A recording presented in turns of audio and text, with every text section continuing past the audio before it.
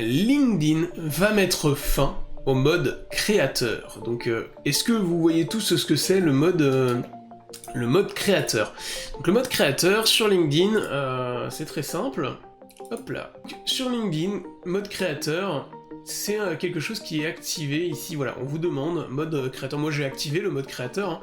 À quoi ça sert le mode créateur? Bah, en fait, on vous dit ici que ça va vous permettre d'accéder à des fonctionnalités en plus, donc les LinkedIn Live. Là, je live sur LinkedIn grâce au mode créateur, aux événements audio, aux newsletters et aux liens de suivi. Donc moi, j'utilise aujourd'hui que le LinkedIn Live. Je pourrais faire des événements audio ou des newsletters, mais je préfère le live parce que je peux les réutiliser après, et voilà. Newsletter, si je veux faire une newsletter, j'ai pas forcément besoin de LinkedIn. Après, à voir en termes d'audience, si ça peut être intéressant. Mais newsletter, moi personnellement, je préfère récupérer les adresses mail moi-même, et que vous ayez demandé à recevoir cette newsletter, etc., plutôt que de vous l'imposer. Donc voilà.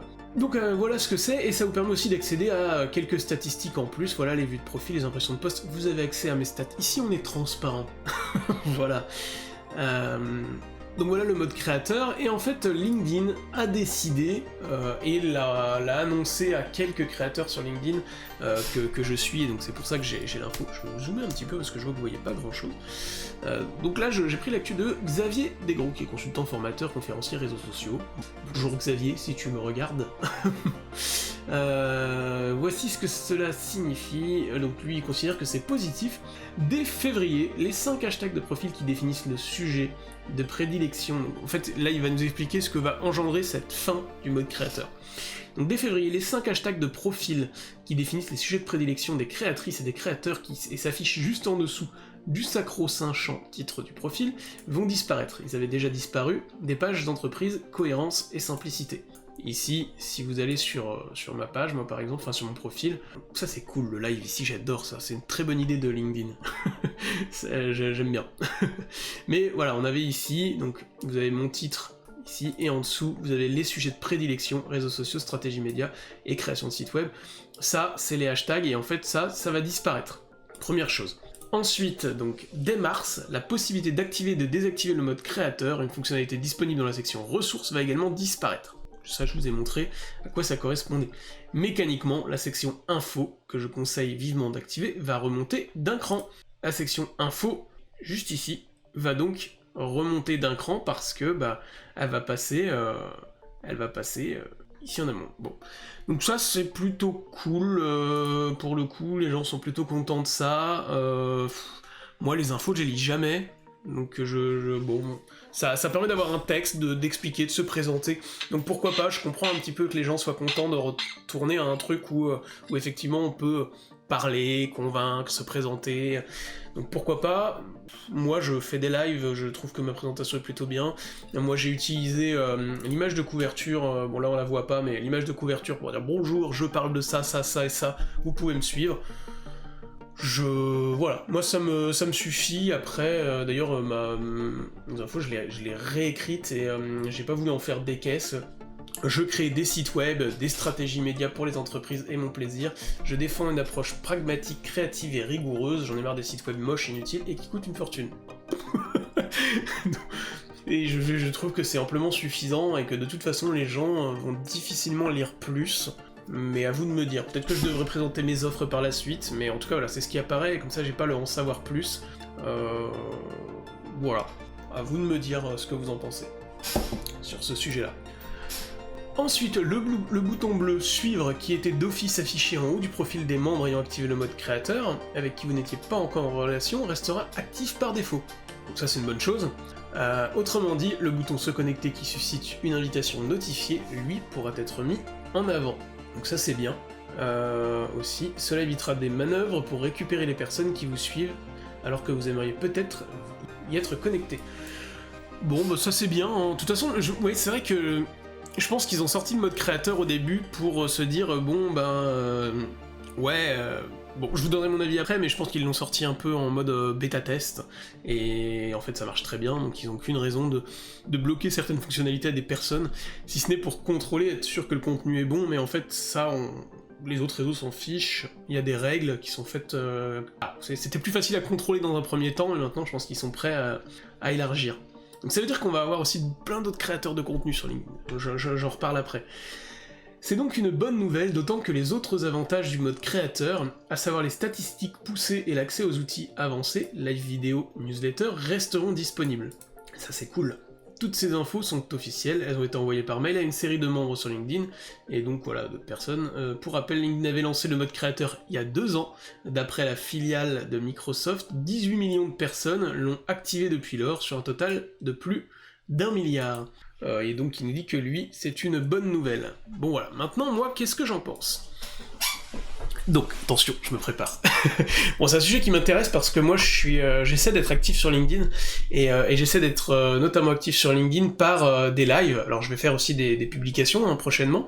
Je travaille dessus, j'ai pas encore réussi à... Je cherche un peu mon rythme, mais il y a une chose que je me suis imposée, c'est les lives. Alors, pourquoi les lives ? Parce que, j'ai encore vu personne qui faisait du live régulièrement sur LinkedIn, sauf Hardisk, qui fait du multistream, qui est un streamer à la base, hein, enfin un youtubeur, qui s'est ensuite lancé sur Twitch, et qui aujourd'hui stream comme moi sur plein de plateformes. Pour la petite histoire, on l'a fait avant avec Sofa, mais...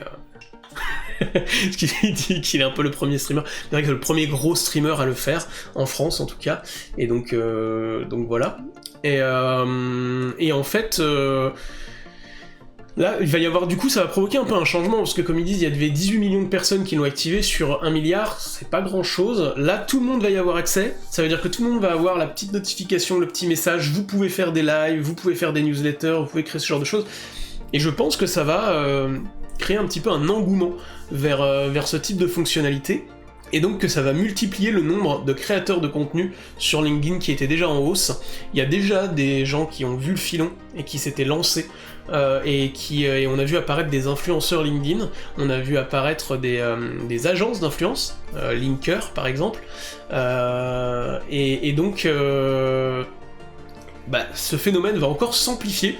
Ça me confirme que c'est plutôt une bonne idée pour moi de lancer quelque chose sur LinkedIn aussi, de me lancer sur LinkedIn, et encore plus je trouve moi avec du live, parce que comme je disais, j'ai encore vu aucune entreprise ou autre se lancer là-dedans, et donc, en tout cas sur LinkedIn, et donc j'aime bien faire partie un petit peu, me dire que je fais un truc que peu font, donc ça je suis plutôt content, et en tout cas c'est-à-dire qu'il va y avoir peut-être un peu plus de live, il va y avoir des gens qui vont apparaître et qui vont faire ce genre de choses, ça va dans le sens de ce que je pensais, donc...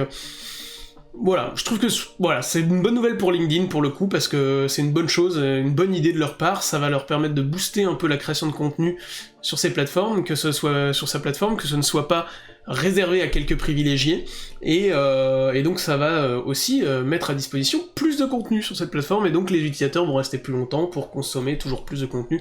Donc après c'est un cercle vertueux, donc vertueux ou pas en fonction du contenu, mais ça fait partie du jeu des plateformes, des médias comme ça.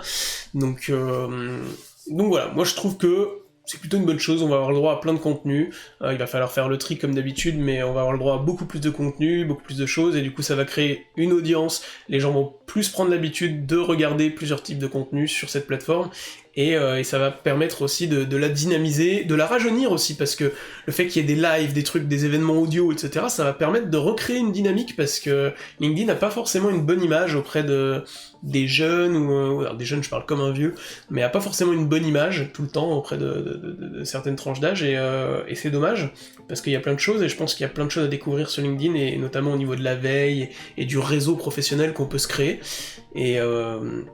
et voilà, je pense que c'est aussi à LinkedIn de créer cet engouement et de permettre aux gens de créer du contenu dynamique, intéressant, et de pas juste être une plateforme avec des gens en chemise. Désolé, bon ça va, on ne voit plus, mais Xavier avait une photo, Xavier de Gros, la personne qui a posté le post avait une chemise aussi. Mais voilà, de voir tout le temps des gens en chemise cravate ou autre, même si c'est plus trop le cas aujourd'hui sur LinkedIn, mais c'est un peu l'idée qu'on s'en fait.